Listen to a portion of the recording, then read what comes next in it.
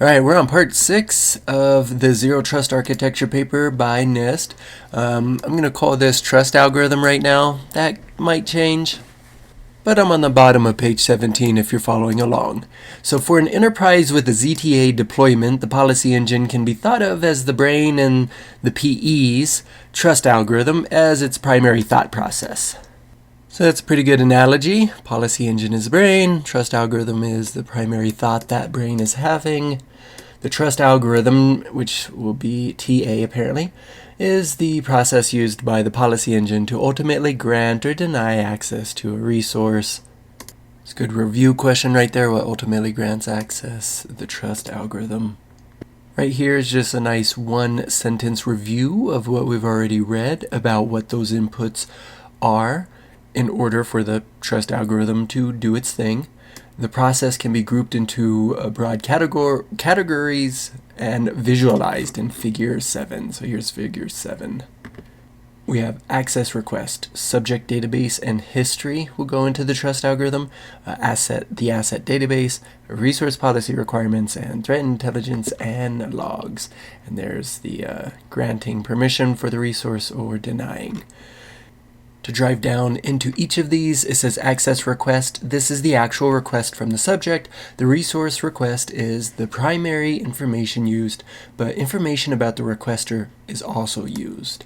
This can include OS version, software used, so does the requesting application appear on a list of approved applications, and patch level. Depending on these factors and the asset security posture, access to assets might be restricted or denied. So the question is, what variables are considered during access request? And for an answer, nothing too fancy. Just remember it's requester information. We don't want the OS to be out of date. The software making the request needs to be appropriate. And then they put patch level. Makes sense. But there's a period, not an etc. So I'm wondering, is that really all there is to the access request? And then they write about the security posture. I just put those words in all caps right here so you know that the way they structured the sentence, that those factors are technically separate, because then it says and the asset security posture. Feel like I was beating a dead horse on that one, but at least you know access requests pretty well now. The next one is subject database. This is the who that is requesting access to a resource. And I'm like, isn't that exactly what access request was all about? The who, the requester? Anyways, they're citing SP, Special Publication 800-63. I'm not so familiar with that one. Just took a note to look at that later. But this is the set of subjects, human and processes of the enterprise or collaborators, and a collection of subject attributes, privileges assigned. These subjects and attributes form the basis of policies for resource access. Maybe SP 800-162 is all about resource access. And I've never heard of NISTer, so... Well, user identities can include a mix of logical identity, so an account ID, and results of authentication checks performed by PEPs. Attributes of identity that can be factored into deriving the confidence level include time and geolocation. This is nothing new in this world of cybersecurity. A collection of privileges given to multiple subjects could be thought of as a role. That's a fun question for us to ask. What is role? Especially if you care so much about semantics.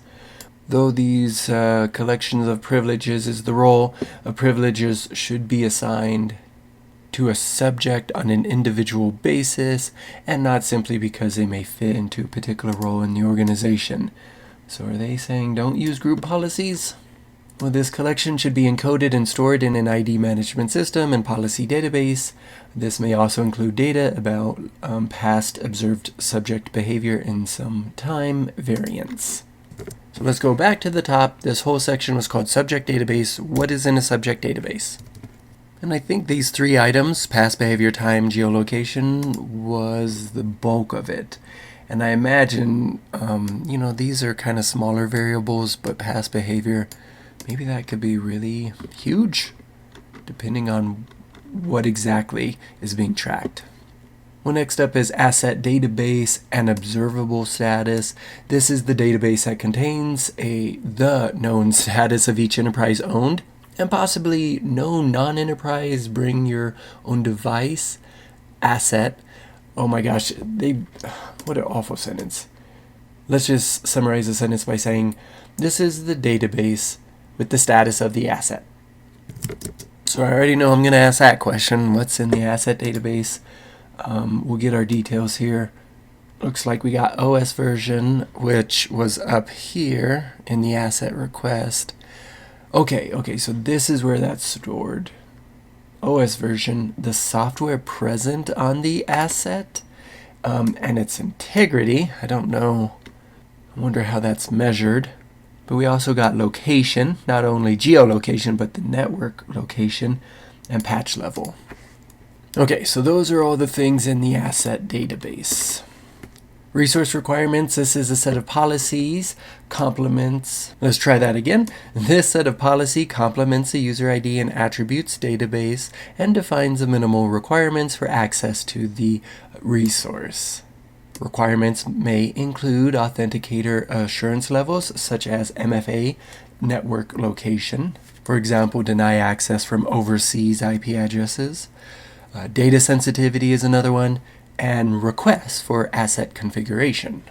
And of all the portions of the trust algorithm so far, this one confuses me the most. So I just took some notes here. I'm going to need to look more into that, or the paper will eventually reveal hopefully better details on that. Let's finish by saying threat intelligence. This is an information feed or feeds about general threats and active malware operating on the internet. This could also include specific information about communication seen from the device that may be suspect, such as queries for possible malware command and control nodes. These feeds can be external services or internal scans and discoveries, and can include attack signatures and mitigations. This is the only component that will most likely be under the control of a service rather than the enterprise. And this is just my favorite part. My brain just lights up when I'm reading about the newest threat intelligence we have.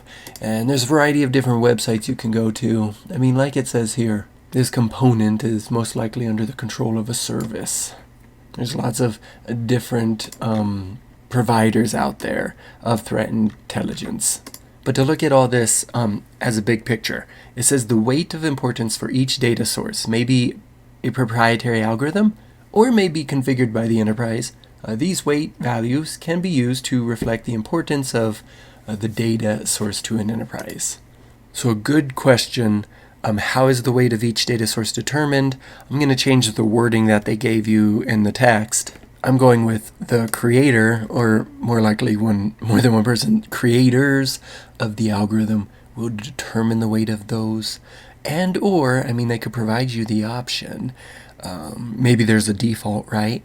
And or your organization can configure the weight of those data sources. Now the final paragraph of this video, the final determination, is then passed to the PA for execution. The PA's job is to configure the necessary PEPs to enable authorized communication. Depending on how the ZTA is deployed, this may involve sending authentication results and connection configuration information to gateways and agents or resource portals. PAs may also place a hold or pause on a communication session to re-authenticate and reauthorize the connection in accordance with policy requirements. The PA is also responsible for issuing the command to terminate the connection based on policy. And they're talking about maybe a timeout or when the workflow has been completed due to a security alert.